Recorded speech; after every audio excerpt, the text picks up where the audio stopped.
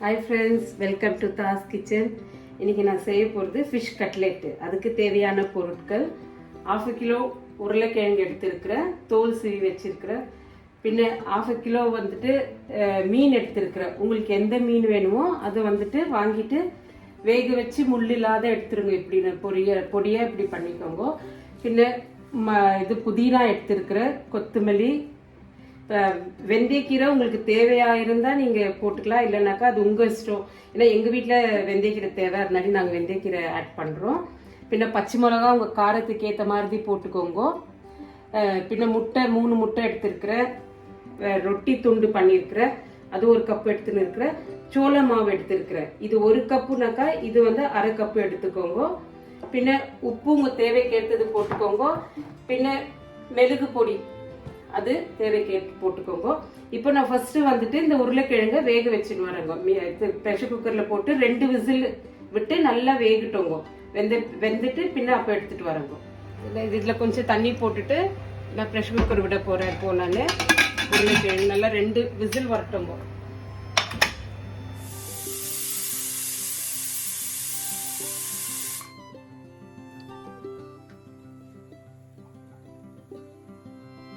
பாருங்க, கிழங்கு நல்லா வேக வச்சுட்டோம்.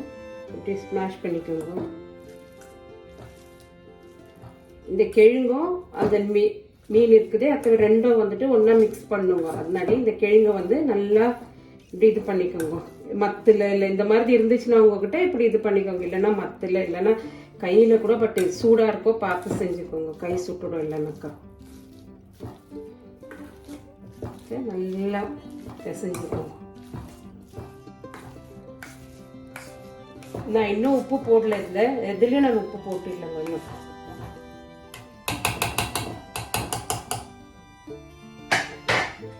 எடுத்து இதுல போட்டுக்கோங்க.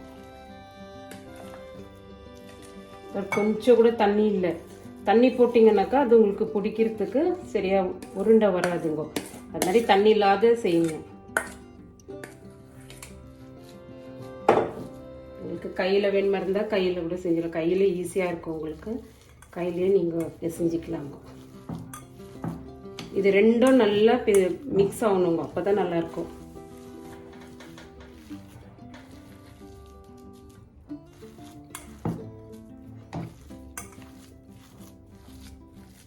இது மிக்ஸ் பண்ணிவிட்டு இப்படி சைடில் வச்சுருங்க.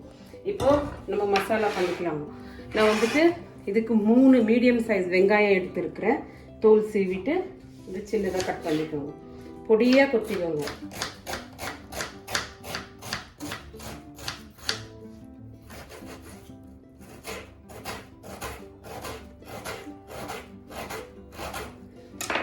நான் இவ்வளோ பொடியாக கொத்திருக்கிறேன், இந்த மாதிரி பொடியாக கொத்திக்கோங்க. வெங்காயம் கட் பண்ணி ஆயிடுச்சு. இப்படி பொடியாக நறுக்கிக்கிட்டு இருக்கிறாங்க. இப்போ வெந்தயக்கீரை நறுக்கணும். வெந்தயக்கீரை வந்து நான் 1 கப் எடுத்துருக்கிறேன். 1 கப்புனாக்கா என் கைக்கு 1 புடி வருது. கழுவிட்டு நல்லா மண் இல்லாத கழுவிட்டு கட் பண்ணிக்கணும், பொடியாக கட் பண்ணிக்கணும்.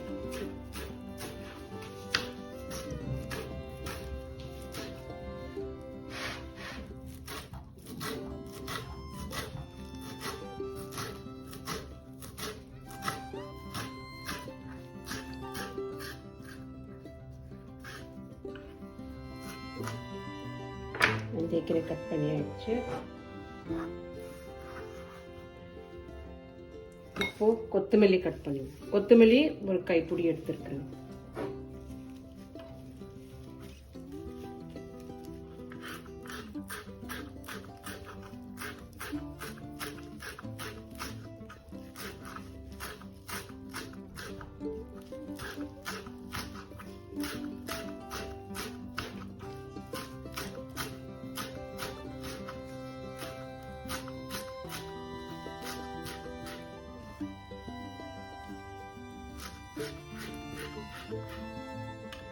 புதினா இப்போ கட் பண்ணாதீங்க, கருப்பாயிடும். அது அப்புறமா கட் பண்ணிங்கன்னா போதும்.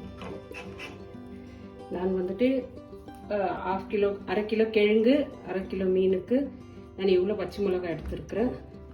காரம் உங்களுக்கு தேவைக்கு எவ்வளவோ அவ்வளோ போட்டுக்கோங்க காரம். இதுவும் பொடியாக கட் பண்ணிக்கோங்க.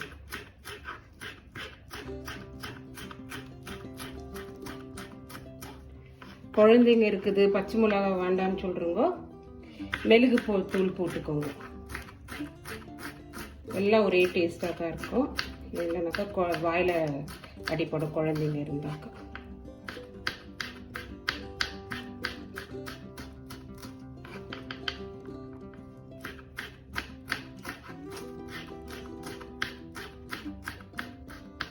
இப்போ தாளிச்சிக்கலாங்க. நான் புதினா அப்புறமா கட் பண்ணிக்கிறேன், எல்லாம் கரெக்டாகிடும். ஸ்டவ் பற்றி வச்சுட்டு இதில் ஒரு பாத்திரத்தை வச்சுக்கோங்க. வச்சுட்டு இதை தாளிக்கலாம்.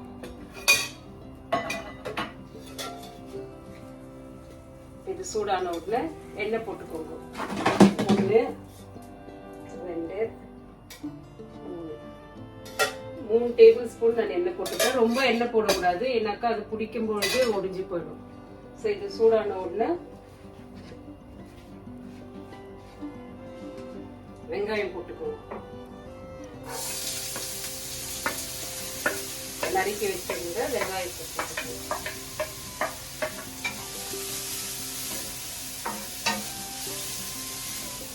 இது நல்லா ப்ரௌன் ஆகும்.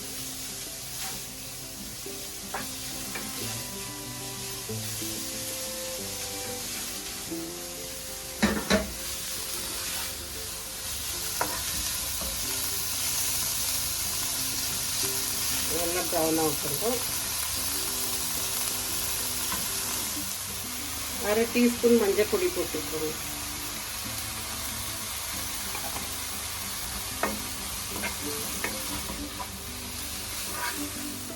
Welcome friends back. It's a short break and we generally use Bosch cooking range and I'm a fan of Bosch. Been working in India with the Bosch company for almost 10 years. So I love Bosch equipment. And we continue our recipe of the fish cutlet. இது பாருங்க நல்லா brown ஆயிடுச்சு. brown ஆயிட்ட பிறகு இஞ்சி பூண்டு paste போடுங்க. 1 tablespoon 2 tablespoon இஞ்சி பூண்டு போட்டுருக்கோம். இஞ்சி பூண்டு பேஸ்ட் இது கொஞ்சம் வறுத்துக்கோங்க. பச்சை வாசனை போகிற வரைக்கும் வறுத்துடுங்க.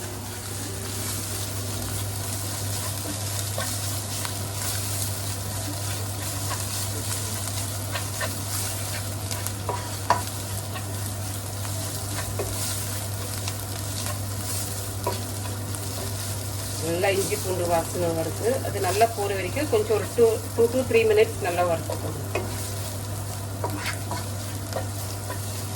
அதுக்கப்புறம் வெந்தயக்கீரை கட் பண்ணி வச்சிருக்கிறேன். நான் வெந்தயக்கீரை ஆட் பண்ணுறேன்.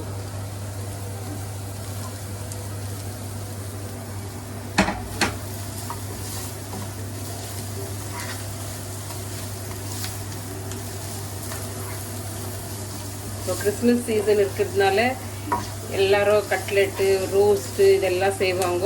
இது ஈஸி. மசாலாலாம் ரெடியாக இருந்தால் 10 to 15 minutesல ஒரு கட்லெட் ரெடி ஆகிடும். சாம்பாருக்கு இல்லை ரசம் இந்த மாதிரி ஏதாச்சும், லைம் ரைஸு தக்காளி சாதம் இந்த மாதிரிக்கு ஏதாச்சும் ஈஸியாக இருக்குங்க.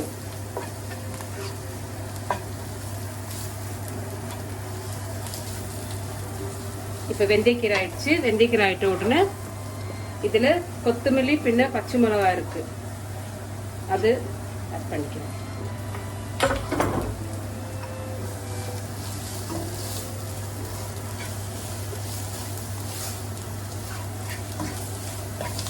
இது ஒரு 2 நிமிஷம் வதங்கட்டும்.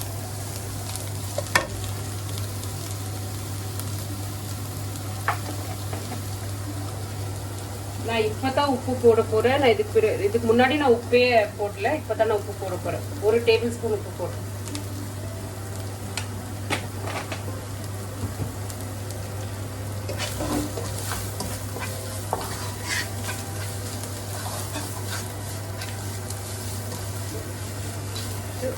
நல்லா வதக்கிக்கோங்க. இப்போ நான் புதினா கட் பண்ண போறேன்.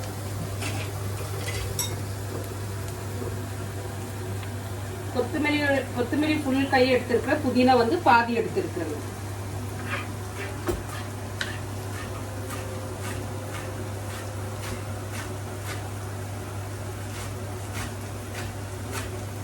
நல்லா பொடியா நறுக்கிக்கணும்.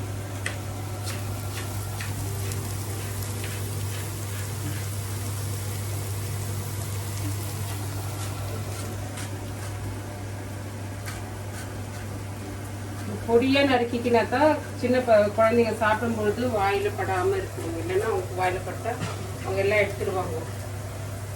பொடியாக நறுக்கிக்கலாம். இப்போ புதினா ஆட் பண்ணலாம்.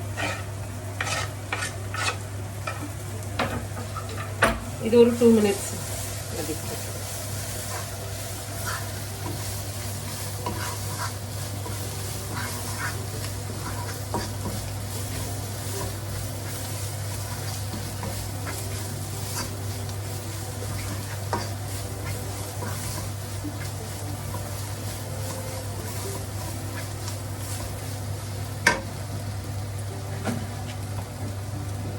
இப்போ நான் மிளகு தூள் போட போறேங்க. கொஞ்சம் 1 டீஸ்பூன் மிளகு பொடி போட்டுக்கோங்க.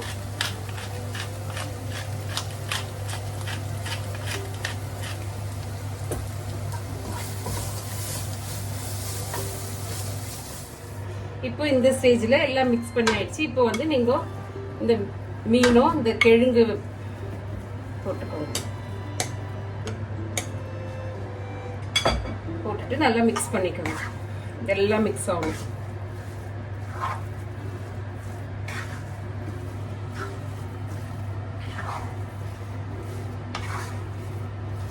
இந்த ஸ்டேஜ்ல வந்து நல்லா மிக்ஸ் பண்ணிட்டு நீங்க உப்பு பார்த்துக்கோங்க. இல்ல காரம் வேணுமா இருந்தா இன்னும் கொஞ்சம் மிளகு தூள் போட்டுக்கலாம். நீங்க உப்பு வேணுமா இருந்தா இன்னும் கொஞ்சம் உப்பும் போட்டுக்கலாம். நீங்க எங்க வீட்டுல உப்பு கொஞ்சம் கம்மியா சாப்பிட்டுக்கனால நான் கொஞ்சம் கம்மி உப்பு போட்டிருக்கேன்.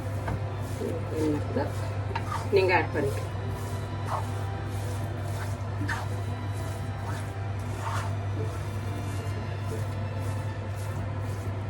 கிழங்கு ஒண்ணு கூட தெரியல. அந்த மாதிரி நான் நல்லா ஸ்மாஷ் பண்ணிட்டு இருக்கேன் கிழங்க. நீங்களும் அப்படியே பண்ணிக்கோங்க. அப்போ தெரியாது இது என்ன கட்லெட், ஃபிஷ் கட்லெட்டா இல்லை சிக்கன் கட்லெட்டான்னு தெரியாது. பீஸ் வாயில கிடைச்சிச்சுனாக்கா அப்போ கண்டுபிடிச்சிடுவாங்க. இல்லைன்னா ஒன்றும் தெரியாது. இப்போ இந்த முட்டை நான் வச்சிருந்தேன் இல்லைங்களா, அந்த முட்டை வந்து படிச்சுக்கலாம். இதுக்கு கட்லெட்டுக்கு கோட்டிங் பண்ணும். முட்டை தேவையில்லை, முட்டை சாப்பிடாதுங்க, சோள மாவு கூட கரைச்சிட்டு அதில் நீங்கள் துவைச்சிட்டு செய்யலாம். முட்டை சாப்பிடாதுங்க. இப்போ இதை நல்லா அடிச்சுக்கலாம்.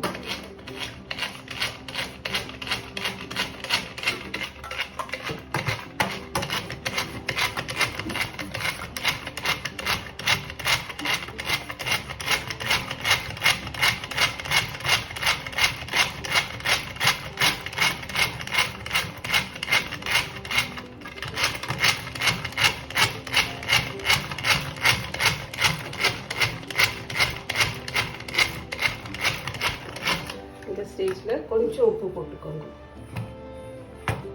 இதில் கொஞ்சம் உப்பு போட்டுக்கோங்க. ஒரு அரை டீஸ்பூனில் போட்டுக்கோங்க. Sorry, teaspoon.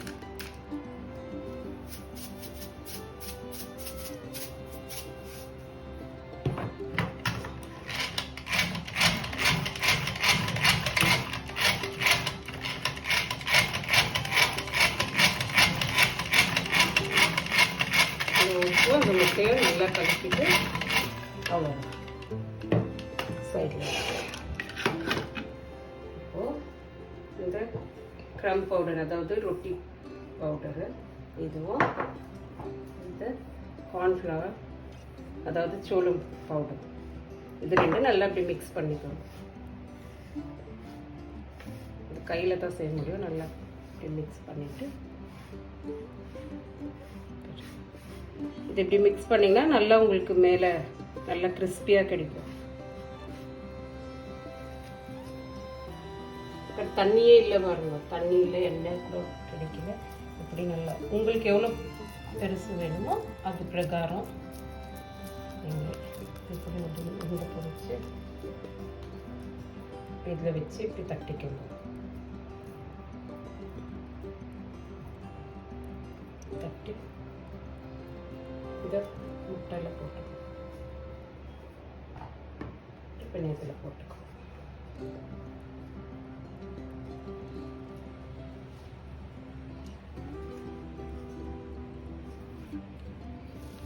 ஸ்டவ் ஆன் பண்ணிவிட்டு இதில் நான் ஒரு பேன் வச்சுருக்கிறேன். பேன் வச்சுட்டு ஆயில் போடுறோம். நாங்கள் 100 ஆயில் யூஸ் பண்ணுறோம். உங்களுக்கு எந்த ஆயில் யூஸ் பண்ணணும் அது போட்டுக்கோங்க.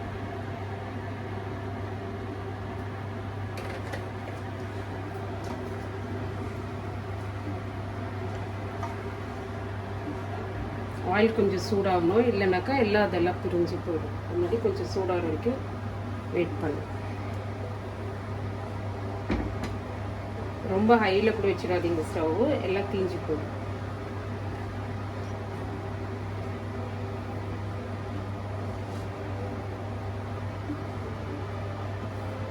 ஜஸ்ட் ஒரு 2 மினிட்ஸ் போதும். ஏன்னா ஆல்ரெடி எல்லாம் உள்ளே குக் ஆகிட்டு இருக்கு. இதெல்லாம் அந்த முட்டை பின்ன அந்த கோட்டிங் தான் ஃப்ரை ஆகணும்.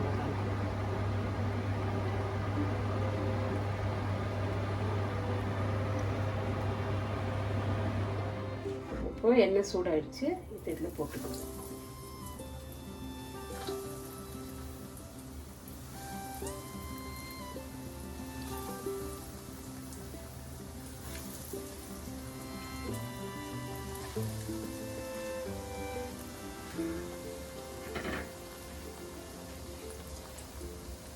ஸ்லோவாக ஃப்ரை பண்ணிடுவோம். எல்லாம் கொஞ்சம் ப்ரௌனாக ஆகிற வரைக்கும் 2 பக்கம் ப்ரௌனாக அனுப்புறது, அப்புறம் எடுத்துடலாம். சைட் ப்ரௌன் ஆகிடுச்சு, இன்னொரு சைடு டர்ன் பண்ணிக்கலாம். ஒன்று விட்டுல ஒன்றும்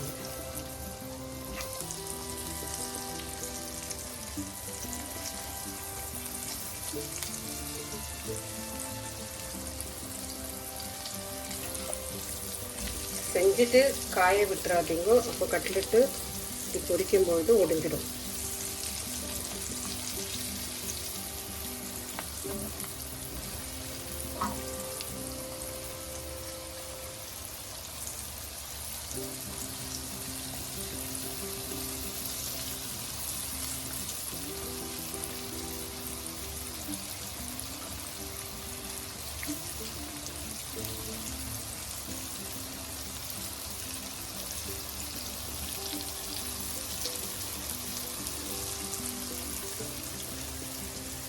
ஸ்டவ் ஆஃப் பண்ணிடலாம். ஆஃப் பண்ணிவிட்டு இதை எடுத்துட்டு ரெண்டு பக்கமும் சேர்ந்து இந்த மாதிரி ஒரு டிஷ்யூ பேப்பரில் இது போட்டுட்டிங்கன்னா அந்த எண்ணெய்லாம் ஒன்றும் எண்ணெய்லாம் இது இழுத்துரும்.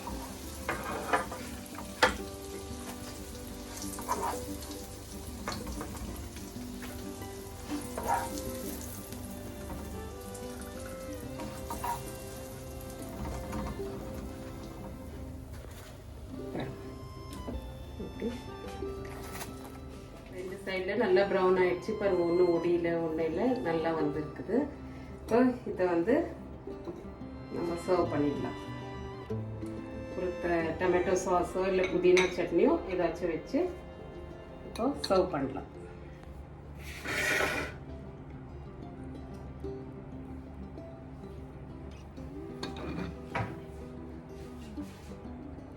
டேஸ்ட் பண்ணுறாங்க இப்போ.